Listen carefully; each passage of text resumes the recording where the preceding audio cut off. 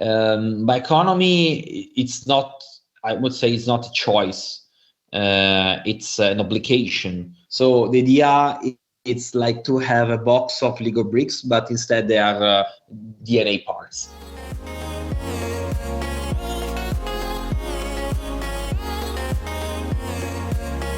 Hi there, I'm Luca Bassini. I'm a PhD student in computational biology at EPFL in Switzerland, and you're listening to a Biotech Futurist.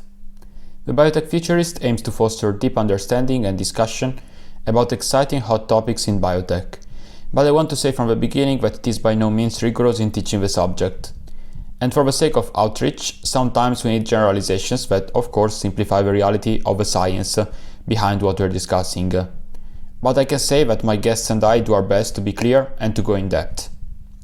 You can imagine to be out with me and my expert guest for a friendly conversation to get a general understanding and more curiosity, having fun as much as I've had recording this podcast. This podcast has no sponsors and any reference is not meant to support any commercial activity. This podcast is a solo effort, so if you wish to support me, I'd be grateful if you followed the Biotech Futurist on Spotify, Apple Podcasts, YouTube, Instagram or your top podcasting platform and share it with your friends. With that said, I am excited to move on to today's conversation at the Biotech Futurist. Today I'm so excited to host Stefano Bertacchi to discuss industrial biotechnologies. This is a topic that I'm not so familiar with, so let's delve deep into this with Stefano. I met Stefano because he's one of the leading authorities in outreach in the bio fields in Italy. So I'm really thankful to have him with me. He's currently a postdoc at the University of Milan, but I'd be happy, Stefano, if you could introduce yourself briefly to us, your career, your passions, and your current research. And then maybe I will ask you a little bit more of questions about your story and beliefs and passions. Okay, thank you so much, Luca, as a start for the invitation and for the very kind words. Thank you so much. And as mentioned, I'm currently a postdoctoral researcher at the University of Milano Bicocca at the Department of Biotechnology and Bioscience in the group of Industrial Biotechnology in Biotech Lab for short. And I studied biotechnology and then industrial biotechnology. Then I worked for some years for a company that was a spin-off of the university. Then I started a PhD in convergent technologies for biomolecular systems at the University of Milano Bicocca. And then I started my journey as a postdoc.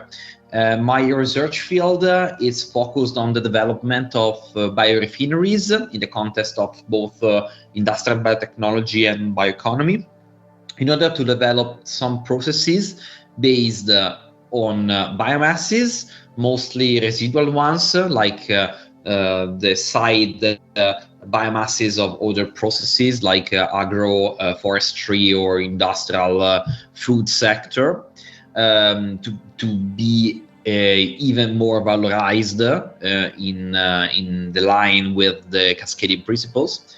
And also the use of microbial cell factories, so microbes, especially yeasts, to exploit their natural abilities to consume these compounds and to produce molecules of industrial relevance, but also with genetic engineering and metabolic engineering of these microbes in order to produce even more molecules of interest.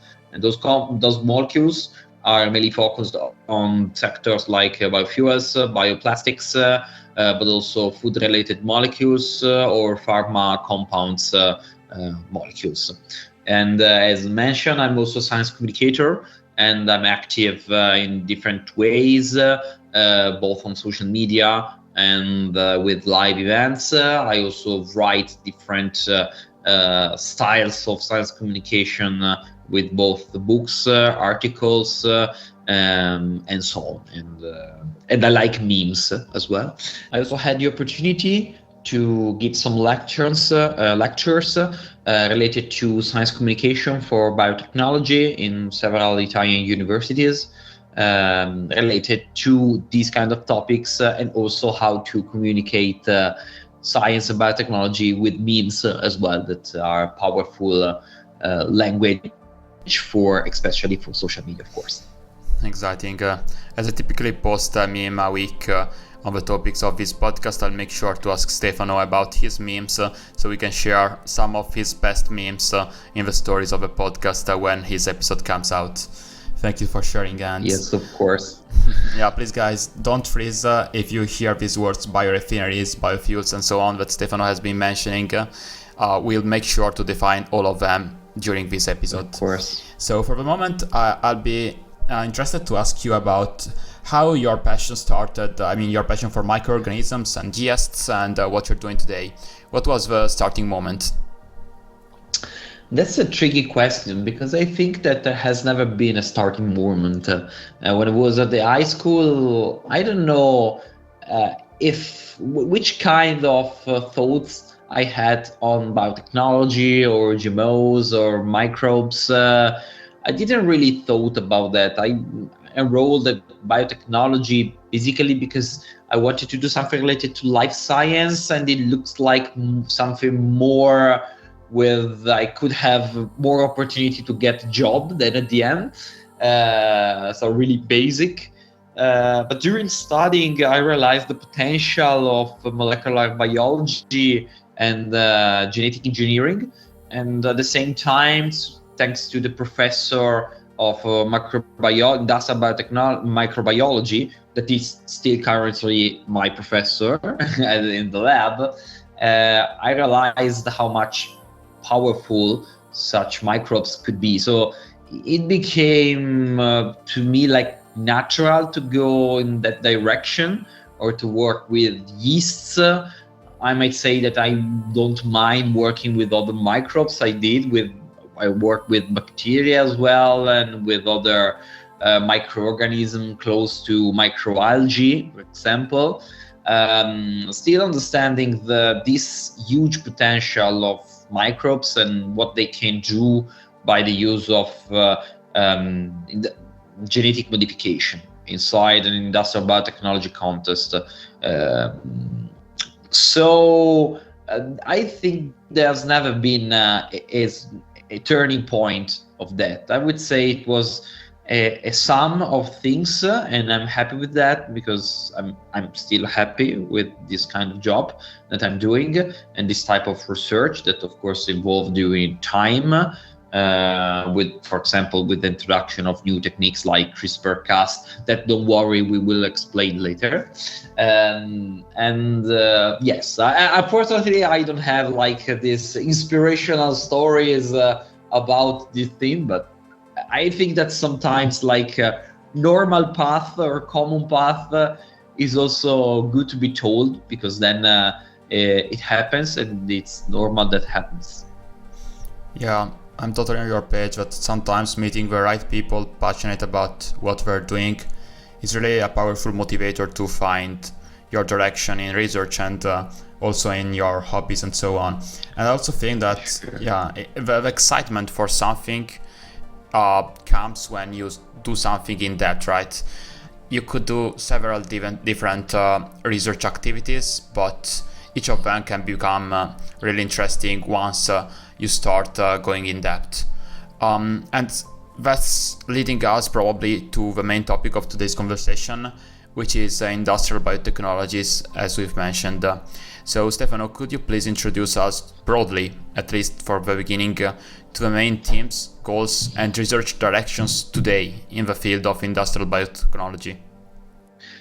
So basically, industrial biotechnology, also called gray biotechnology, are going, basically the goal is to exploit cells, mainly microbes, to produce relevant compounds for sectors of industrial sectors. Let's say that biorefineries are the core of industrial biotechnology.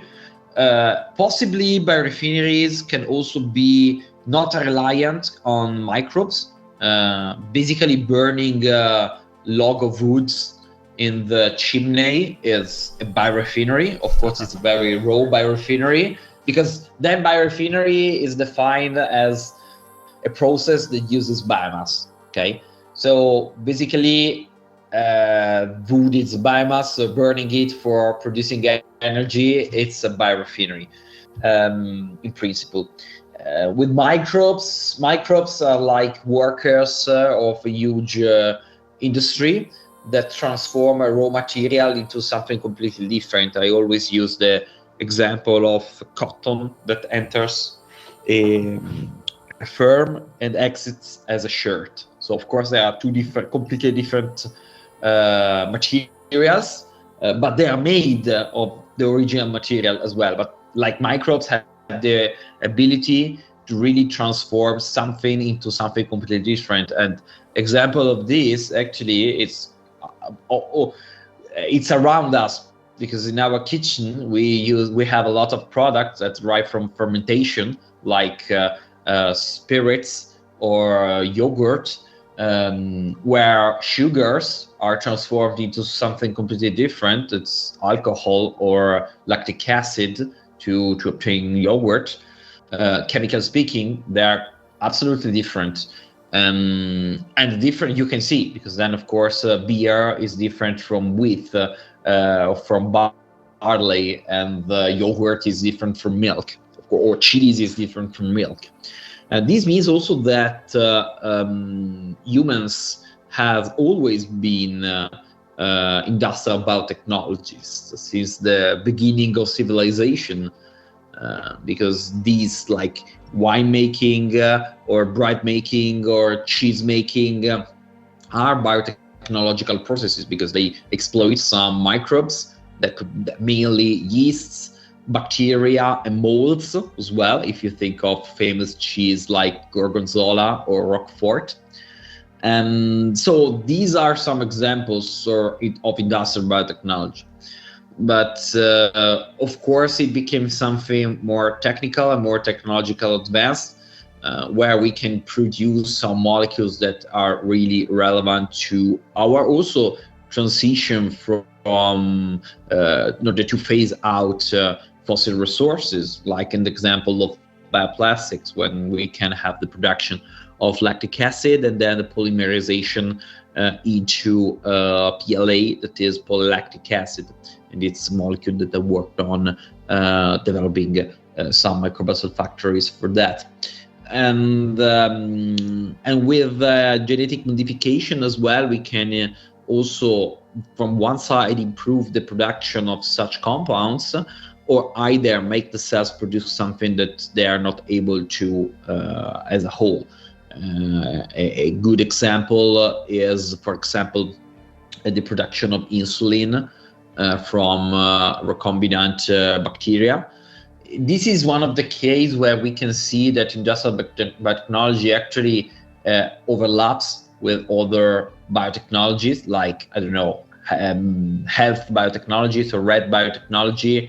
So the production of a drug, it's pharma or industrial, it's both, I might say. So there's no really border between these two. I don't know, the production of antibody, monoclonal antibody, by the use of yeast, or by the use of human cell genetically modified for that, is industrial biotechnology or health biotechnology. I might say both, because then the use of that molecule is related to health, whereas the plant, the bioreactors, the engineering that's behind its industrial biotechnology. Exciting, thank you so much. I think you gave a really beautiful overview. I think that you mentioned several products that we buy on a daily basis that have an industrial biotechnology origin that we tend not to think about, so that's really great. These are kind of classical examples, right? And you've also started mentioning a few examples related to the transition to a more sustainable and circular economy. So I wonder, could you briefly give us a few examples and more in-depth information about how industrial biotechnologies can help us transition towards a more sustainable economy, and more advanced examples of industrial biotechnology trends in research? So what's trendy out there in academia that may really be the next big player in the industrial world in a few years from now on? Yeah, as a start, the context is the one of bioeconomy. That is a context that I know since I have been appointed by the European Commission last year as EU Bioeconomy Youth Ambassador. So I'm also happy to advocate for this topic. Bioeconomy, it's not, I would say, it's not a choice. It's an obligation, both for the environment and both for the economics, the economy as a whole, because it's starting to being economically, even more economically sustainable, where it's economics is one of the three pillars of sustainability together with social and environmental. We have to take all the three things into account when we are discussing processes or theory and whatever.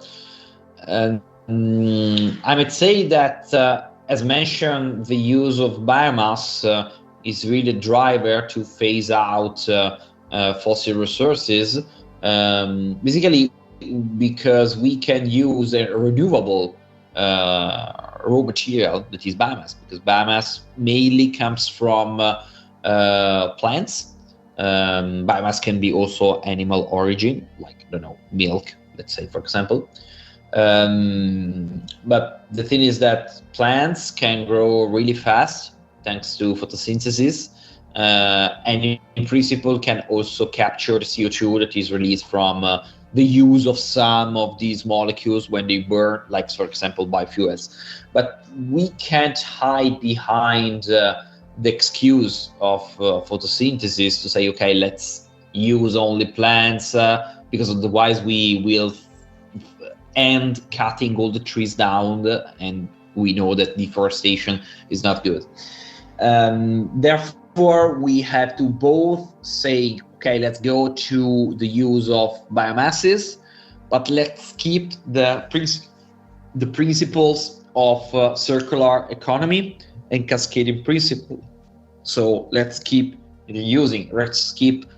thinking and designing products and processes that can increase the lifespan of a raw material till it can be used till the end, and only burn it when it really doesn't have a value anymore. So let's say about the trends. I would say that one of the trends in this case is to make microbial cell factories that are genetically modified, for example, even more viable for industry. One of the problems is that you can make a sexy microbe modified with specific genes tailored and blah blah, but then it's too much costly to make it to be used then in a real industrial environment. On the other hand, now with these new technologies like CRISPR-Cas that we might then focus on, really can like give superpowers to these. So really the explosion of microbial cell factories that are easier to be made, easier to be tailored and to be controlled. And yes, I might say that this is one of the trend, together with the production of other compounds can from one side substitute their fossil fuel counterparts, but still is not a good way of thinking for the long run, because bioplastics doesn't solve the problem of plastic as a whole.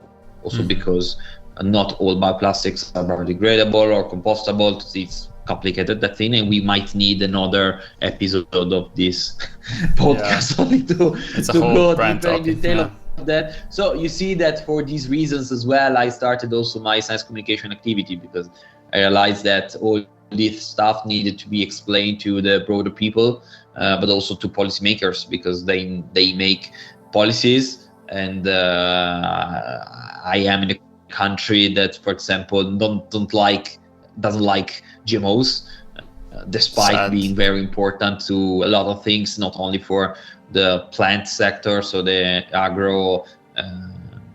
plant biotechnology, but also for the microbial cell factories development. Yeah. So I think you've touched upon several interesting topics that we'll extend on in a few moments. And you've mentioned, of course, CRISPR-Cas and gene editing. So guys, you can realize now that this is really a game changer, as we've mentioned CRISPR-Cas technologies both in the context of interventional genomics and of viral diagnostics in the first episodes of this podcast. So this is exciting to see how technology can really change everything in several different fields. But before going into that and advanced topics such as synthetic biology and so on that we'll be happy to discuss later, I'd be happy to start from a passion of yours, Stefano, which is, I think, a passion of yours, lignocellulosic biomasses. So what are lignocellulosic biomasses and why are they interesting in a bioeconomy setting, and why are they preferred as feedstock for biorefineries? Yeah, so lignocellulose basically is something that everyone knows because it's wood in a nutshell. And also the nutshell, I might say, lignocellulose, I don't know, probably. So this was a nice joke.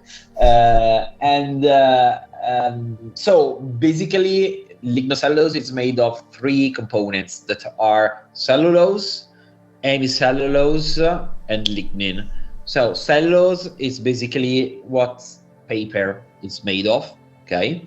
Hemicellulose is like similar to cellulose, but made of other sugars, mainly sugars with 6 and 5 carbon atoms. And then there's lignin, that is a complex structure not made of sugars, that makes the wood resistant to microbes in the air. Otherwise, they will be trees will be eaten in the fields. Basically, they wouldn't resist attack. So the thing is that, of course, this is a possibility to use as raw material, since lignocellulose is something that humans do not eat, because we are not able to eat food. I don't know if you ever try to chomp a table, but don't try this at all, please. Don't try this at all, please. But you wouldn't be able to do that or to digest it. Don't even try to eat paper, because we won't digest it, because we don't have the enzyme for doing that. There's other animals do, but mostly thanks to their gut microbiota, okay, that helps them. So I don't know, termites are able to eat food thanks to their microbes in the gut. And their jaws basically only destroy little pieces of wood, and then the microbes do the job. So the thing is that cellulose it's easy because it's made of glucose, and a lot of microbes like glucose. Let's say that cellulose can be used directly as a polymer, so modified chemically to make some type of plastics. Actually, the first plastics were derived from cellulose.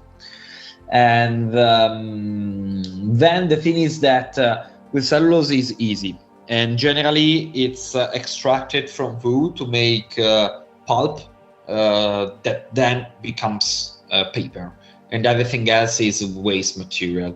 And a lot of plants like cane are made of mostly lignocellulose, and they don't have any value for our industry. Or straws or other leftover from I don't know, agroforestry and so on. So then we have hemicellulose. Hemicellulose is made of these C5 and C6 sugars. And if we are talking about the baker's yeast, for example, it really likes C6 sugars like glucose, but it doesn't like C5 sugar. So literally, it's not able to eat them. So options are two: either you genetically modify these yeast to force it to eat also C5 sugars, or you can exploit the biodiversity that is out there and use other microbes that are naturally able to use C5. Let's say that baker's yeast, that it's known as Saccharomyces cerevisiae, it's a bit of posh. we we selected it and evolved it for our purposes, but it became really like lazy as humans. And so sorry to my Saccharomyces cell that might listen to this. I love you still, but you are posh because you don't like these C5 sugars, whereas other microbes does. And then there's lignin itself that is really recalcitrant, so it's really hard to break down. Despite there are some microbes that do that, and we know these microbes, actually they're not microbes, they are big ones, like the fungi that grow on the bark of the tree, like the one that grow horizontally. They are really useful because they produce some enzymes that are able to break down lignin, that's called lacase. This lacase can be really useful to break down lignin as well, because cellulose and hemicellulose is really intertwined with lignin, and that's why the process to extract cellulose from wood is really energy consuming. So the thing is that this lignocellulose in principle is a type of biomass, and that it's in principle cheap, very abundant, and it's also, I like to say, that is in general biomass, but lignocellulose even more, is democratic because it's evenly spread among the world, not in the of course not in the deserts, but like if you think of fossil resources, they are concentrated in specific parts of the world, like deserts, let's say. But this, of course, creates some geopolitical tensions that, as we saw with the problems with Russia and gas deployment, that's relying more and more from biomasses, not only for energy, because we have alternatives that are renewable, but also for other types of, materials.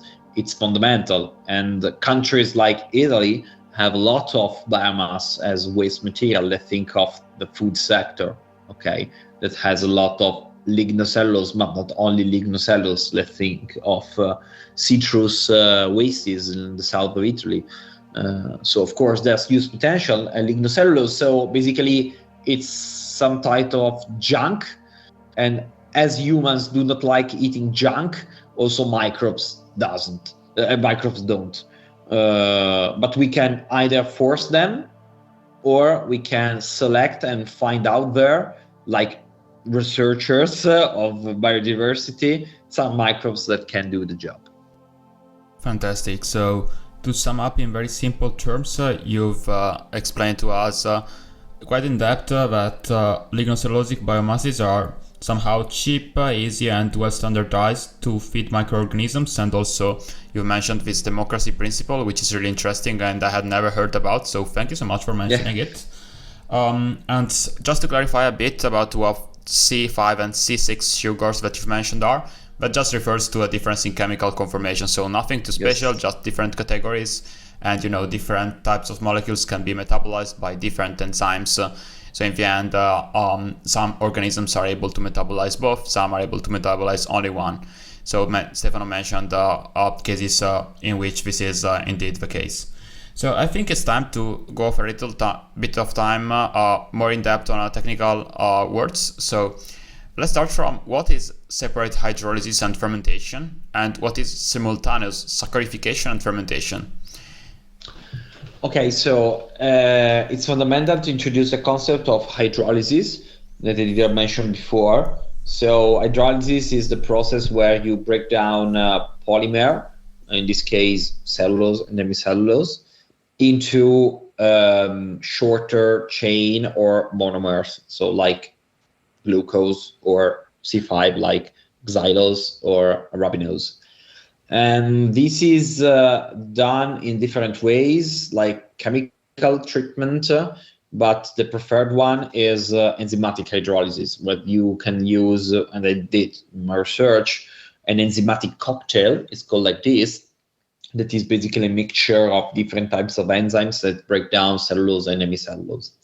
And this way you can obtain from your original biomass, like a juice, let's say, a sweet juice made of sugar-released sugars that can be given to microbes for their growth and possibly the production of the molecule that you want. So this part is you have the hydrolysis and you have the fermentation. The fermentation, we tend to think of only alcoholic and lactic fermentation, but in our context, that fermentation, it's more a biochemical definition. We have an engineering definition where the fermentation is basically giving food to a microbe in a bioreactor to do stuff. Okay, so it could be not only a fermentation in the biochemical sense, so to obtain the production of insulin in E. coli can be called the fermentation, but metabolically speaking is not fermentation. Okay, but we like to use the same word for a lot of things, but it's complicated. But never mind. So the important thing is that you have in mind that there are these two steps.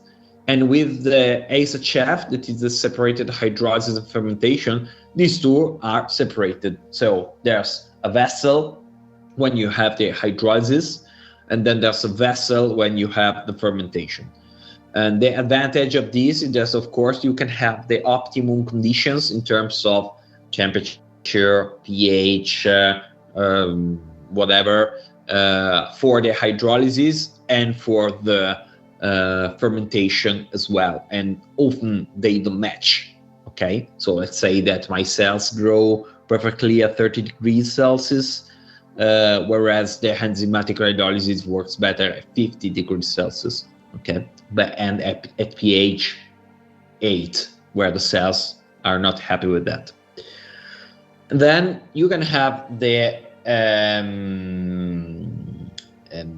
simultaneous saccharification and fermentation, so the SSF, where they occur at the same time. So this means that in the same vessel, you put the enzymes and the microbes together. So this, you have the advantage that is one step, not two steps, of course. But you have to, it's kind of tug of war situation where you have to find a good balance between the conditions of the enzymes and the microbes. An advantage could be the fact that the microbes can immediately start using the sugars that are released from the enzymes by the hydrolysis of the enzymes. And this is an advantage because often enzymes are inhibited by the sugars that they release. Okay, so there's this feedback inhibition towards the enzyme themselves. So if you have that the microbes consume the sugar, they can't inhibit the enzyme. So in principle, the enzyme could work better. They are not stopped from their own product. On the other side, of course, the problem is that you can't get rid of the solid component that you release, because of course not all the biomass is hydrolyzed. There's a part that is, for example, lignin, not attacked by these enzymes because they are specific for sugars. And so this part often has some inhibitory or stressful compounds that can impair microbial growth. Okay. But like, for example, in the process that I developed during the PhD, paradoxically, since my product was carotenoids and they are produced when the cells are stressed, we saw that when we had the ASSF process, they produced more carotenoids, probably because they were more stressed by the presence of the solid part. So the thing is that at the beginning, you can't know which will be the best option among the two. You have to try. It would be, I really would be happy if we would have like a magic sphere to foresee which of the two would be better, but it's not. And then there's another option that is called consolidated bioprocess, where you have also the pre-treatment of the biomass that helps to break down the intertwined structure of lignocellulose. That is together with the enzymatic hydrolysis and the microbial fermentation.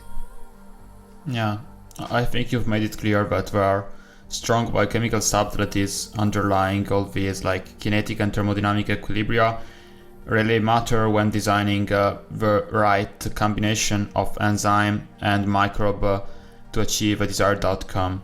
So could you please give us case-specific advantages and examples? I mean, you've mentioned a few advantages. Could you refer to an example of separate hydrolysis and fermentation, and another example of simultaneous saccharification and fermentation, and make it clear for us and our time maybe, because this is something that most of us are not familiar with probably, why these examples are relevant for the two different strategies, let's say.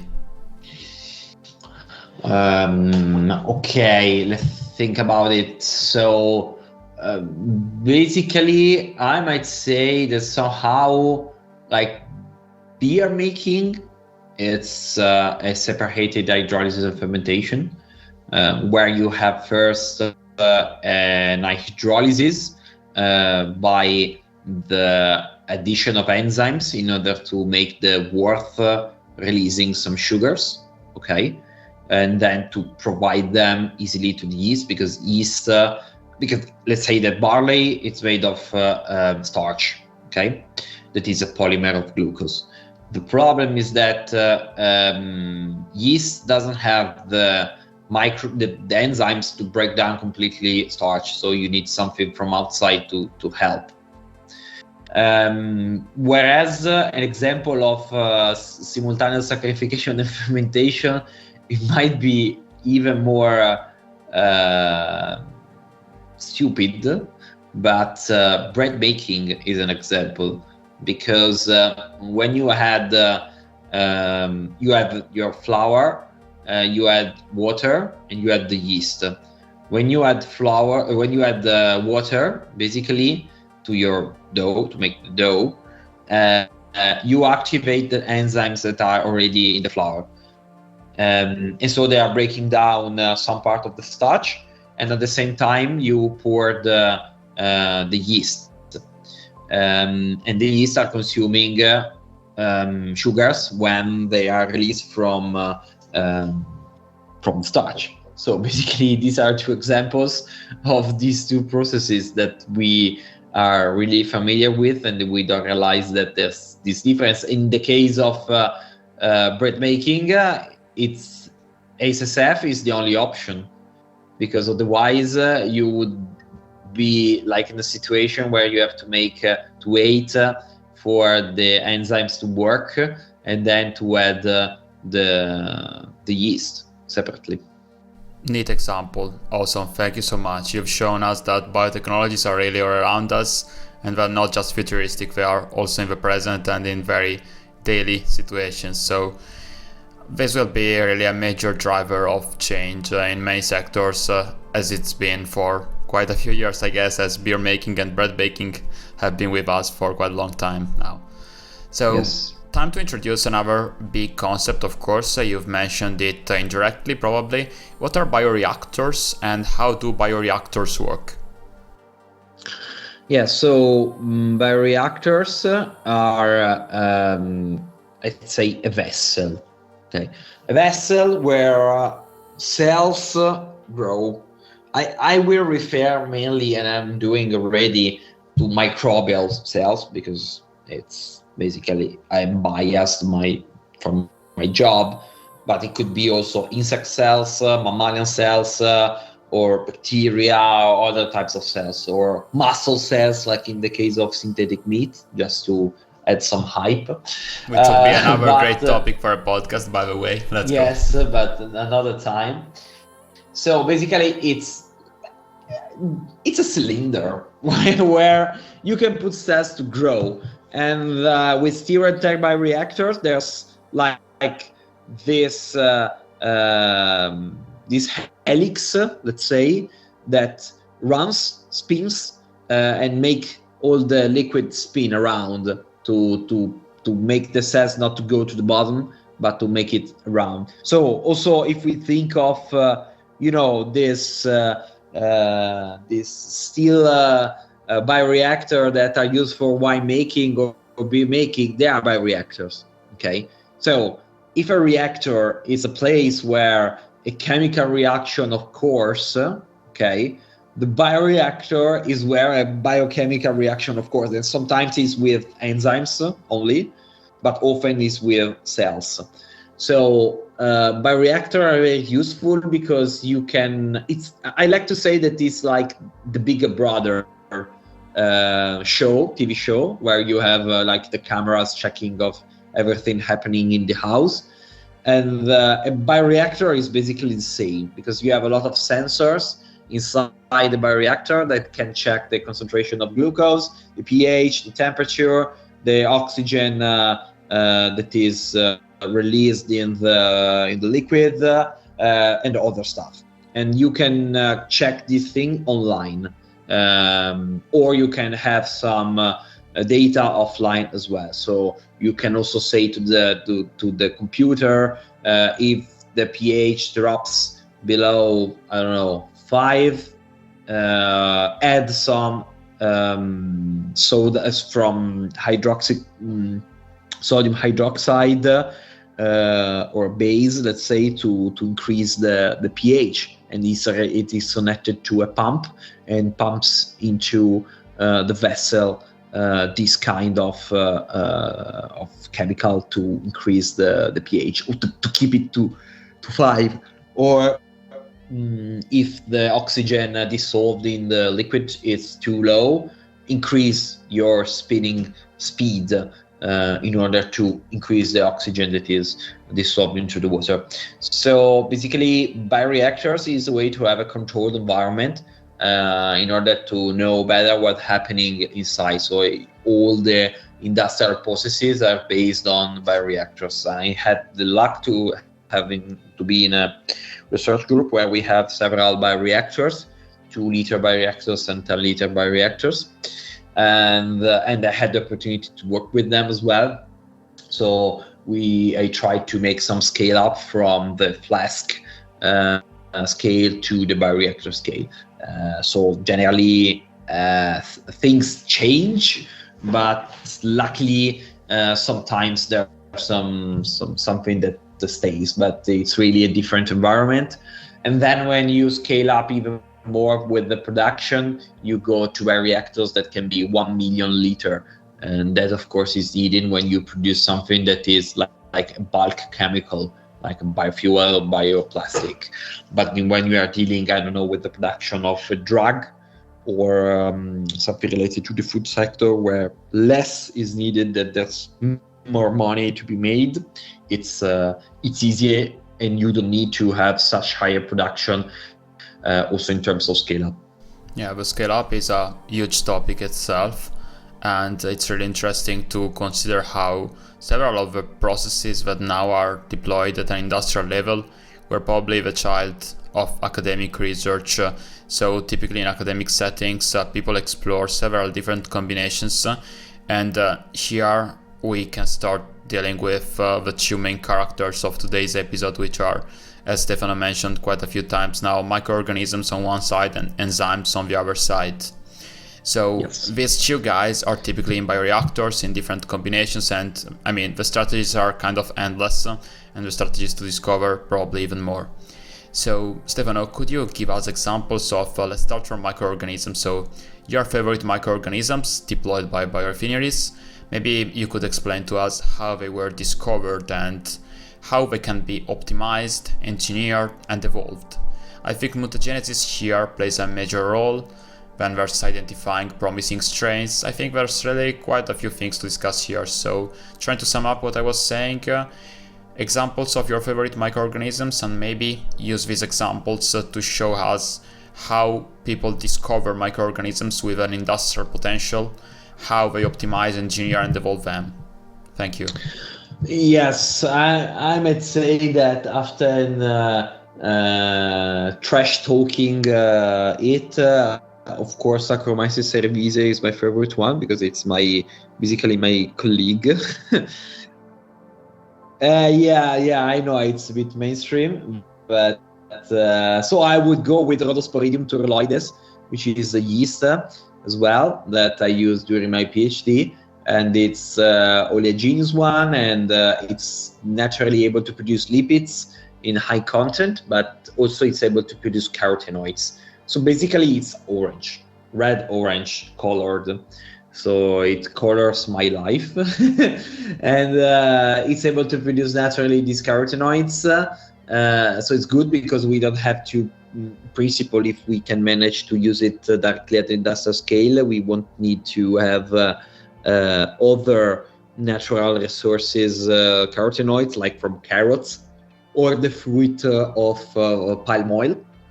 But especially 90% of the carotenoids produced nowadays, it's made from fossil resources as well, from petrochemical synthesis. That is not a problem. That is petrochemical synthesis at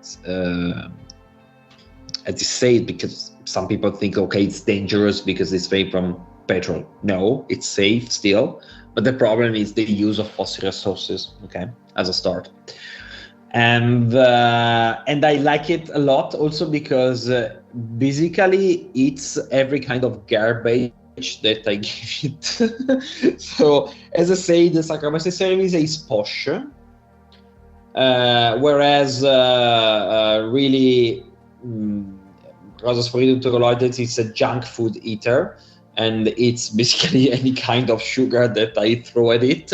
So it was great because I could explore different types of biomasses, and it was able to produce carotenoids, whatever, without caring. And the reason I would say it's more because it's a reason why we selected Cerevisiae for our goals, that we now are knowing it, because it was so good. It's basically so good in doing one thing, that is ferment also in presence of oxygen, to produce a lot of alcohol, basically. That's the point. And eat glucose, that is very common out there. So you might say that Saccharomyces cerevisiae is then my favorite one, because we have so many tools to genetically modifying it, and we know a lot of stuff about it. So it's really a microbial cell factory that is established. Then, of course, biodiversity can be really exploited. There are a lot of microbes out there that are very interesting. Also, going only to yeasts, really there's a huge potential. That's why I like also to explain as a science communicator the fact that yeasts are not only baker's yeasts, but there are plenty of. Some of them are nasty, like Candida albicans, for example, but others are really interesting and useful. And also biodiversity of yeast is reflected on beer making, because ale beers are made from Cerevisiae, but lager beer are made with other microbes like Saccharomyces pastorianus. And we see the difference when we drink the two styles of beers. So how to find then microbes that can be useful out there? Let's say that it really depends. Like these two microbes, there's no way to say how Cerevisiae was selected for the first time. I would say that Louis Pasteur was one of the first to see yeasts. Yes, but I mean, it was known since the beginning of society, because then Egyptians were made beers, were made bread, but they didn't know because they didn't have a microscope. And with Rhozosporidium turuloides, we know that it was isolated from the air in China, in I think was Hainan, I don't remember the place, no, Dailan, in the 60s, the 70s, I don't remember. But I mean, it's kind of new microbes to be discovered, let's say. And but it's what is called, so nothing exciting, I would say. There are other stories of exciting microbes that were discovered. There is Streptomyces hygroscopicus that was discovered in the Eastern Island archipelago, and thanks to it, we now have a molecule that is really helpful for human organ transplant, that is called rapamycin, and it's called like this. because Rapa Nui is their original name of Easter Islands. So serendipity also is fundamental in this in this case. But let's say that screening protocols are even more important, because screening means that you find what you're looking for, basically what you search for.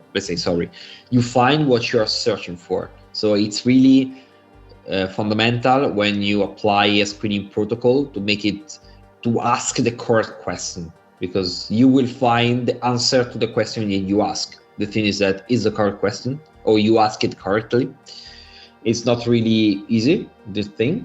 And regarding mutations, it's still important, because you can then select other types of variants that can be interesting. I did it with protein that is related to mRNA metabolism, to select a microbe that could be more resistant towards acetic acid, that is one of the toxin compound that is released from lignocellulose.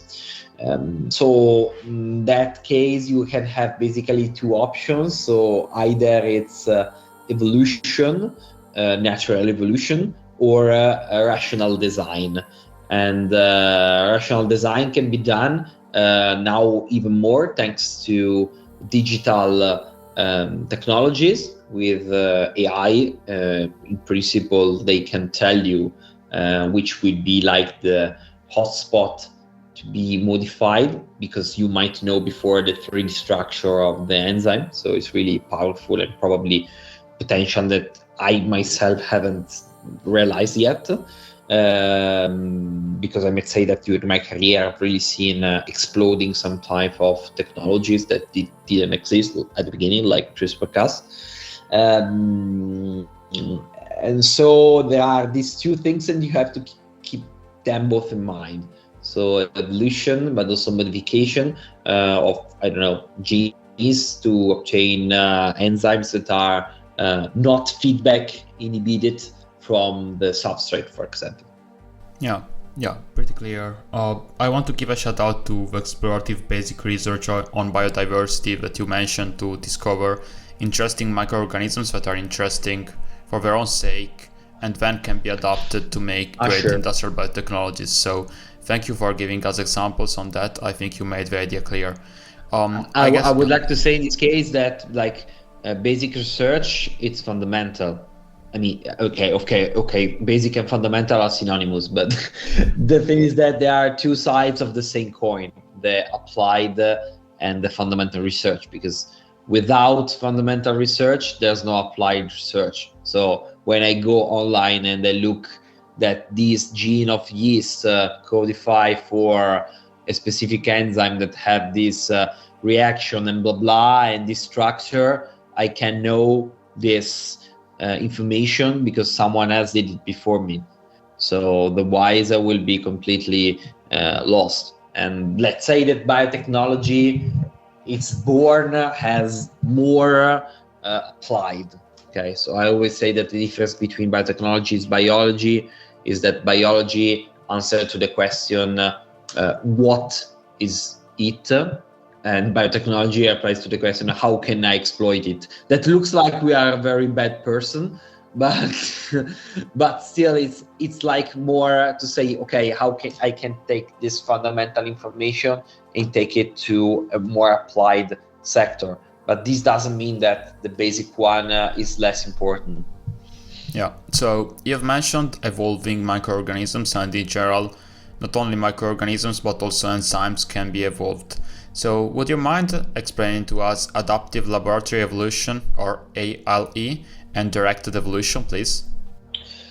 Okay, so the thing is that with ALE, that is adaptive laboratory evolution, it's like, I want microbe A to being able to withstand molecule B. Okay, so I take these cells and I gave it the cells of microbe A, and I gave it a certain amount of molecule B. Okay, and then I say good luck. So basically, I walk away and I wait for evolution to make it core. So some microbes might completely randomly evolve for any reason to be able to withstand that amount of molecule B that I gave. So what I do, then I screen for the survivors, and I gave them even more amounts of that compound. And then I look at the survivors, and even more I go increase the concentration.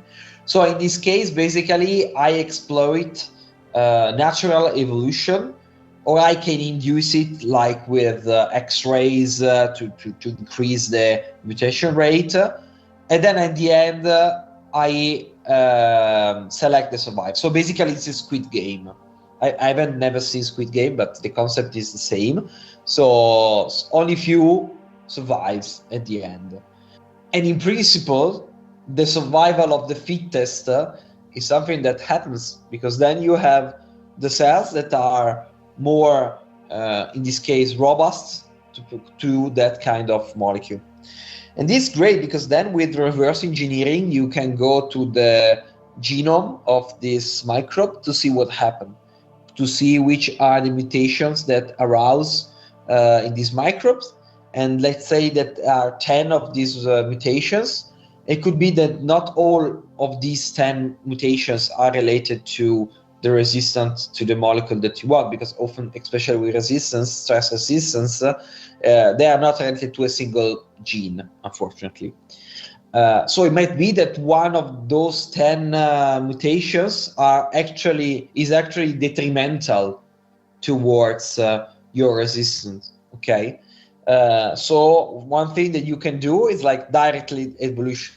So you take a wild type strain and you only add one of the single mutations, or a combination of those, because it could be that one alone doesn't work. It works only in combination with others, because we have to remember that metabolism, considering also genes, is really complex. So it's really like that some of those spots, some dots are really intertwined among each other. So we tend to think of all the pathways disconnected among each other, but they are really connected, and it's really a complex machine, a biological cell. But let's say that this game of evolution, it's really a betting game, because it could be that the mutation that will be like your jackpot happens in a cell that also have a mutation that is lethal to the cell itself. And so the cell dies and you lost it. So it's basically a game. It's like the lottery. And you also, you think of the fact that with high numbers, you decrease the percentage where you lose the mutation that could be really helpful. So it's really lottery. But what you can do as a researcher is that you reduce the lottery effect and to increase the chance to select microbes that you really want. Great, really great. As I think that this is relatively advanced, I'll try to sum it up for everyone to follow. So basically what you do with ALE, or adaptive laboratory evolution, is to use an escalation of violence on your microbes. So yes, absolutely. You challenge them with some sort of, for example, Stefano mentioned metabolite, or it may be a change in the temperature or pH or whatever. And as microorganisms reproduce pretty quickly, and you have many cells, at the end of the day, random mutations do occur in mostly every cell, I would say. And by this, protein machines that are responsible for everything happening in the cell, be it surviving at higher temperature or being able to metabolize a toxic metabolite, these protein machines, thanks to the mutations they accumulate, can determine a difference in fitness, so in the capability to survive this challenge, this violence, in a given number of cells. And as they survive better, just simply by evolution, they tend to expand, whereas the others die. So in the end, you'll recover mostly the cells that have these advantageous mutations. So thank you for explaining to us, and maybe it's time to shift topic just a little bit to introduce microbial synthesis of organic acids as a key example of industrial biotechnology process. So here the purpose is to make organic acids because they are the fundamental blocks of organic molecules in general, and there are several key examples in the industrial biotechnologies out there. So ideally we would make them from renewable carbon resources, and to do so it's also important to evaluate different substrates. So to sum up, could you introduce us to the world of microbial synthesis of organic acids, the purposes and the substrates that one uses in this field? Yeah, so the thing is that organic acid, as mentioned, are really helpful for different reasons as their own, like because mostly are used to increase shelf life of food. Let's say, like, lactic acid itself is a preservative, but often they can be used in combination with other molecules like alcohols, because carboxylic group of organic acids can make reaction easily with alcoholic group to make esters. And esteric bond is really strong and can make a lot of stuff. For example, polyesters.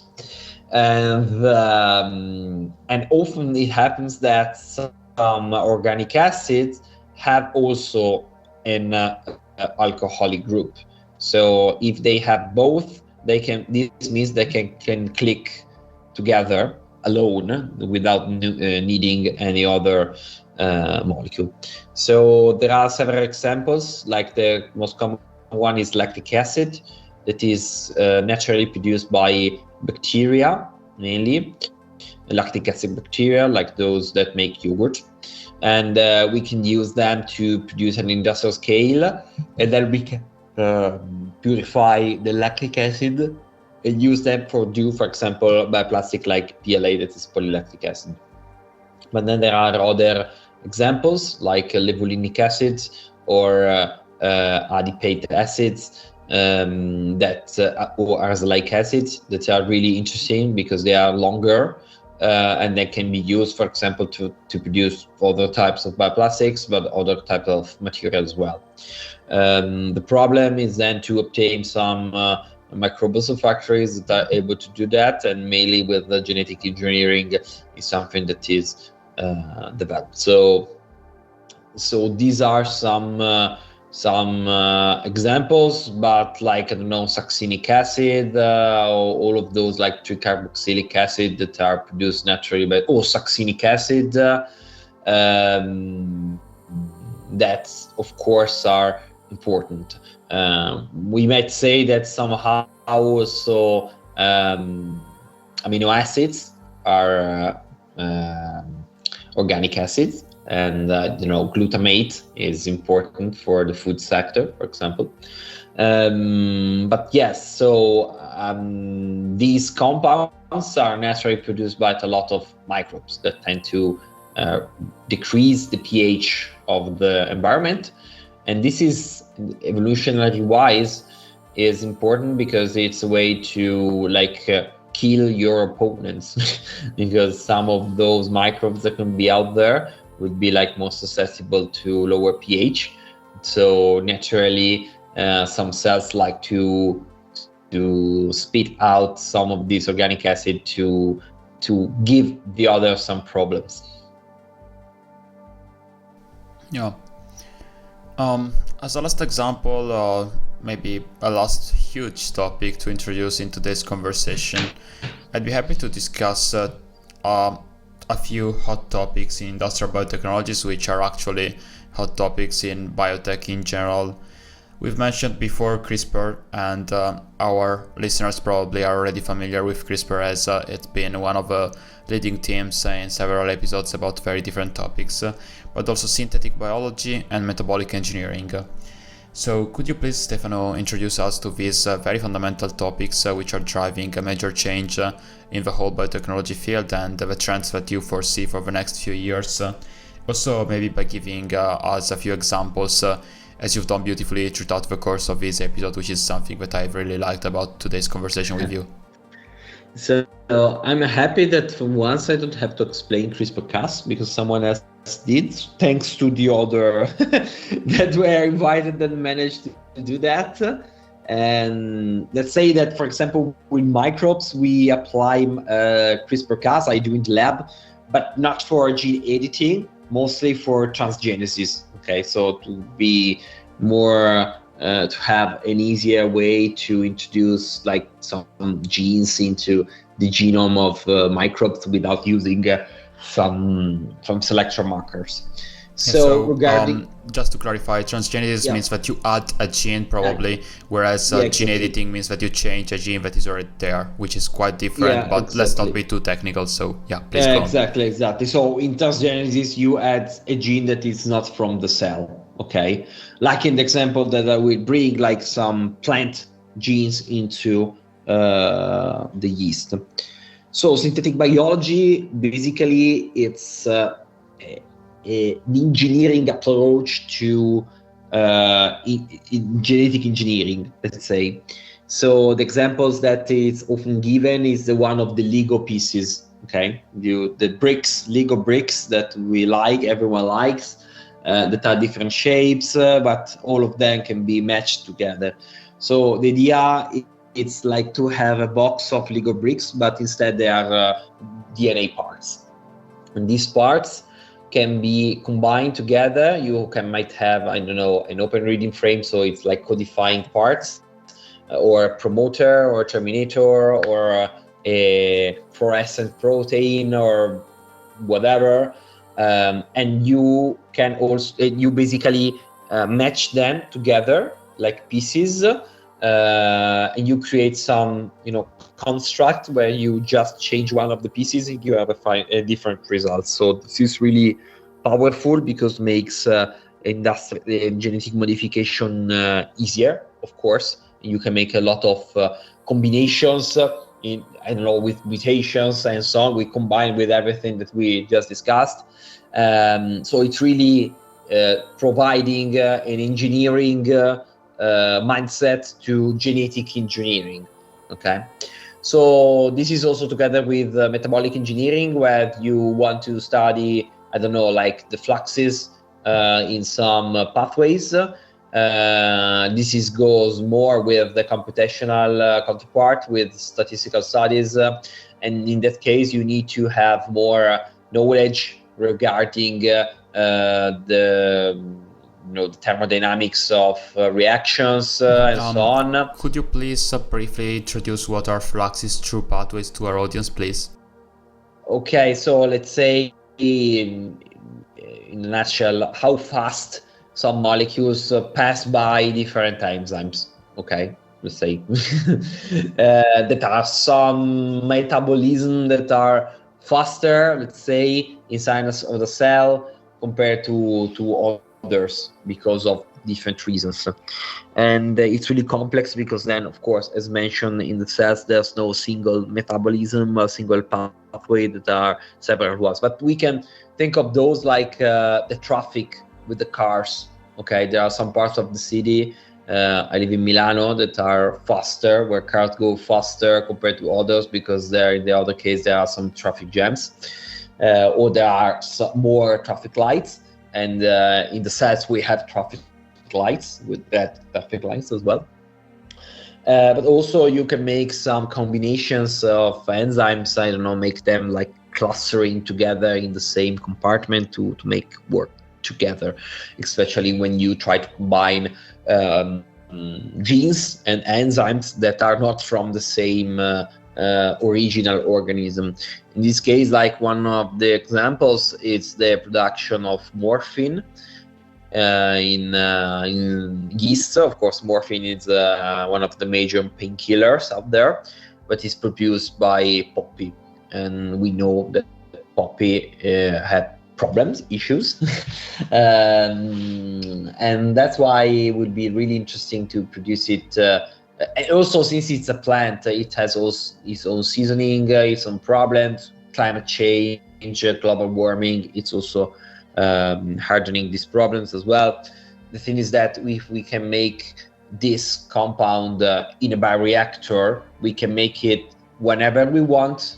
If it's either Norway, the Sahara Desert, New Zealand, or Antarctica, okay, provided we have electricity, of course, but that's another story. We can make it in the closed environment, regardless of the period of the year. If it's December, or March, or August, it doesn't change the thing. So in that case, this researcher inserted into the yeast genes from poppy, but also from other plants, but also from bacteria or animals as well. So basically, they reconstruct a really complex pathway with an approach of synthetic biology and also metabolic engineering, like changing some genes of the yeast to make it produce better the precursors, the upstream molecules that are needed for this production. Another example is the production of artemisinin, that is an anti-malaria drug that is generally obtained from Artemisiana, that is a plant. So basically, they inserted all the pathway inside Saccharomyces cerevisiae to make it produce this compound. Gotcha. Time for our last question, and phase one will deviate quite a bit from industrial biotechnologies questions that we've been exploring until now. So I'd be curious to know more about your role as a EU bioeconomy ambassador and in general as a public figure in science outreach in Italy, and how you live this in parallel with your life every day as a scientific researcher in industrial biotech. I'd also be happy if you could share with us a few of your top tips about communicating science effectively. Of course, I'm aware that this is huge and would need 10 hours of podcasts probably only to answer this last question, but just an introduction and to show to us the breadth of being a researcher and simultaneously a science communicator, which I think that is something that several people in our generation are willing, or at least trying for some time, to explore, because we are aware of how fundamental it is to communicate science in parallel to doing science, right? Yeah, sure. So yes, I really like this double parallel life, like Dr. Jekyll and Mr. Hyde, provided that none of the two are evil. At least I hope. That's my goal. So how I live it, I live it quietly. Let's say I think it's really an extension of the work. Like as scientists, we need to do outreach. We have to. We own it to the society, I might say, and also being involved in decisions that are important for the society or at the political level. And I see that increasing like popularity, especially on social media. You see that there's really a trust who's figure as a science communicators, but also as scientists. So I feel the responsibility on both sides, and there are some errors by the scientific community, there are some errors by the science communication community, of course, but I'm really proud to be one of the bridges between these two worlds that sometimes do not talk to each other or don't even understand each other. And I see, because sometimes when from in one side, it's like the other one doesn't exist, or it's like they don't even see what happened there. For the EU bioeconomy ambassador role, I might say I'm the oldest one of the group because there are very young talents from like 18 or 19 or 20 years old from all over Europe, from Malta, Ireland, Lithuania, Estonia, Germany, Portugal, Hungary, Austria, Ukraine as well. So I'm really glad to be part of this amazing group, because they are very, very interesting people with a lot of experience. Also the younger one, also from Belgium as well, I was forgetting. And this is really interesting because also having like this fire immediately at the beginning when we met the first time the European Commission in Brussels is not easy, but it's like when you find people that have your own the same way of thinking and the same goals, it's easy then to click.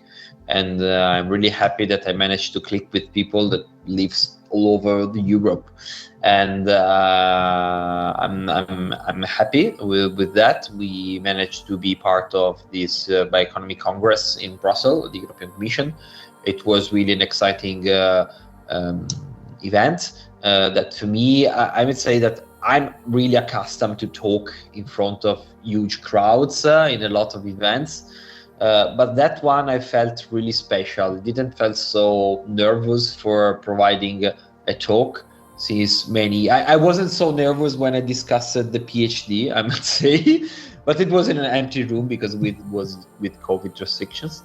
Because I must say that I could felt the difference between that place, that was really one of the places that you see on television where European people discuss important stuff, compared to other things like in the middle of the street or in theater that of course are emotional, but that thing you could see the difference. And I would say that younger people were less afraid because they didn't have the experience of so much other situations, so they couldn't feel really the difference. I was feeling it, but I'm really proud I made it, and I gave a talk as an introduction talk to the bioindustry sector, and I gave this metaphor related to stars and connecting the dots like in constellations for bioeconomy, because my style it's really like a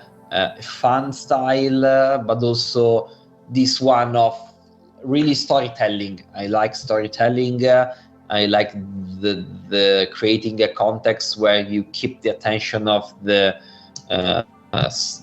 people that is listening to you. And I also try to give an impression. In that case, with the metaphor of the stars, and people remember that, and a lot of people came up to me with that, or to make some jokes. That's why I like making some jokes or making fun references or pop references. Exactly in a nutshell. And I like inventing them on the go as well, also in English. And also what I do, like in my books, I like to refer to pop culture, cartoons, movies, or I don't know, songs as well, or sport. Football, that is one of my passions. So it's this style, it's my style, and because I think that this way people remember better what you want to deliver. Thank you so much, Stefano. This was insightful, and all the episode was full of insights. Thank you for sharing with us both great information about the world of industrial biotechnologies and about your own personal story, beliefs, and goals. So I'm looking forward to talking with you at some point, maybe in a few years, if there will be another podcast or something. And thanks again for being with us today. Okay, thank you, and good bye-bye to all your listeners.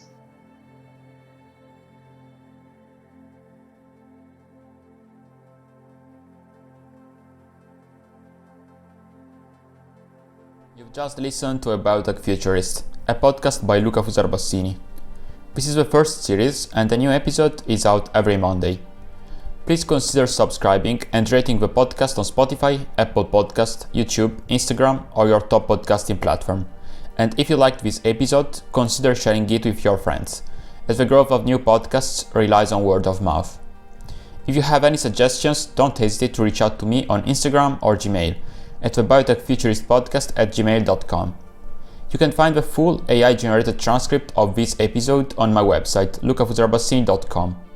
I'll also post the links to the main papers referenced in this episode, which you can find here in the description too. Thanks for listening to a Biotech Futurist. I am looking forward to talking with you in a week.